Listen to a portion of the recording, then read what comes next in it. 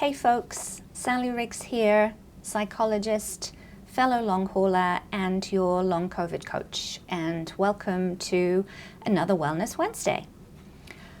So today I wanted to talk a little bit about something that I saw on a post in one of the Facebook groups over the weekend. Somebody had posted that they were feeling incredibly grateful for long COVID, that it had changed their life for the better, and they were inviting other people to comment whether or not they had had that same experience. And hundreds of people commented. Some people agreed with the person, and the vast majority said, "No, this is the worst thing I've ever experienced in my life. I wouldn't wish this on my worst enemy. What are you talking about?" And I just wanted to talk a little bit about this today because this is an issue that comes up a lot. It comes up a lot generally in chronic illness, and it comes up a lot in long COVID. I was first kind of getting into the mind-body stuff, I guess January 2021. I started trying some of Susie Bolt's yoga for long COVID recovery. And various people were mentioning things like the Gupta program or lightning or dynamic neural retraining system. And I was taking a look. I wasn't really interested. That year, 2021, I was really at the worst point in my illness. Horrific chronic fatigue, barely able to function, very low mood, quite helpless, quite hopeless, and it was a pretty dark time for me. And I share that because I know that you know what that feels like. Some of you might be there right now. Some of you might have been there recently, even very recently. And in that time, interestingly, as I had been sick for a long time, coincidentally, it also started to be the time when acquaintances and friends and people I barely knew suddenly took it upon themselves to tell me that there was a silver lining to this cloud, that I should just think positive, and all of those lovely cliches. And I could not hear any of it, and it made me very angry, and I cut off a lot of friendships or modified them as a result of that. And yet, here I am, doing better in my recovery, on the other side of a lot of polyvagal work, that I now experience gratitude, that I now experience self-compassion. And I can wholeheartedly say, although typically I only share it within our community, that this has absolutely changed my life for the better. As you know, and I think I've spoken a lot about this before, I used to be one of those people, and maybe you can relate to this, who was always pushing through, always doing more, always when I was at maximum capacity, still finding space to do more, not paying attention to my body, not paying attention to my nervous system, and particularly with regard to my business, just running myself ragged. I used to have a group practice with, gosh, I think 5 or 6 psychologists working for me at its height. I had a huge office space in Midtown Manhattan that I sublet to lots of other therapists. And both of those things were very stressful. I didn't really enjoy them. They caused me a lot of annoyance. And yet, at the time, they felt like the natural things that I should be doing.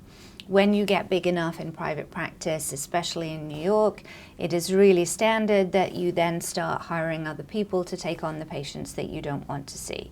And if you have the opportunity to find an office space, the only cost-effective way to do that really is to take on a space that's bigger than you need and sublet it to other people. And yet those things are both very stressful. I didn't get training in grad school for managing staff. Certainly didn't get training in grad school for managing a very small property empire. And it did cause me a lot of burden and a lot of heaviness in my body. In all honesty, the things that I wanted to do with my life were really prohibited by those kind of chains hanging around my neck. And the last 3 years since I have been sick have been a tremendous opportunity to re-examine basically my whole life and rebuild it piece by piece from scratch. And although I am not at full recovery, I'm now in a place where I am doing the work that I want to be doing. I am not running a group practice anymore. I am not subletting office space anymore.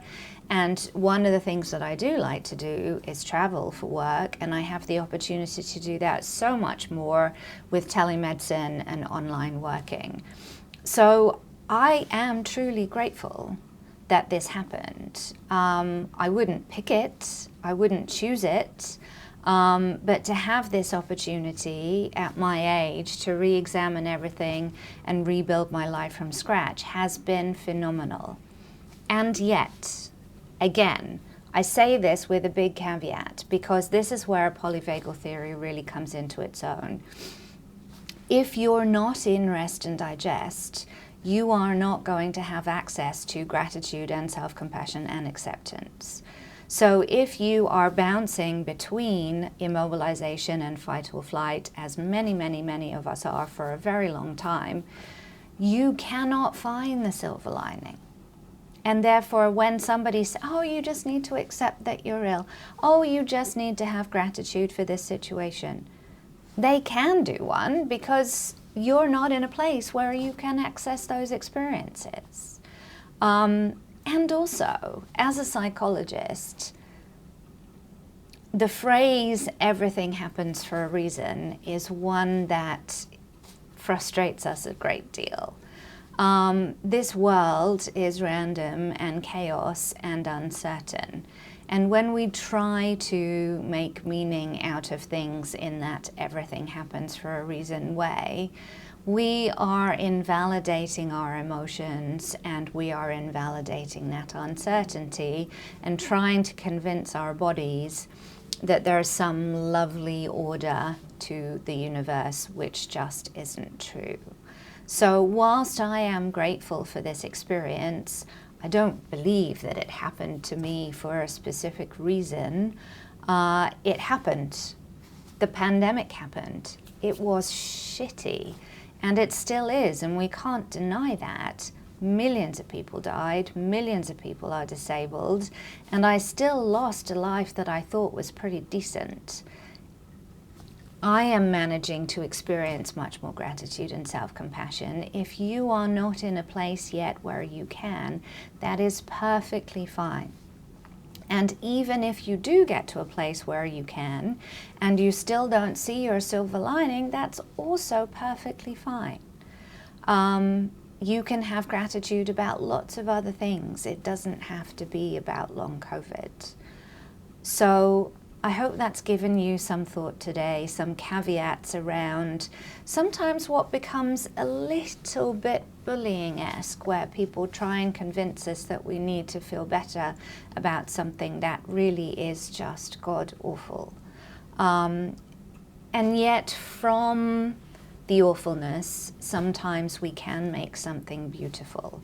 And whether that's your phoenix analogy or the butterfly coming out of the chrysalis analogy, or whatever resonates for you.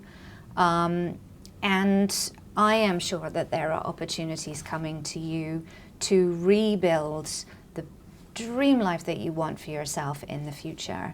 And if you are interested in talking to me about us working together to do that, which is a big part of what I do with my long COVID coaching, feel free to book a call. The link is down below.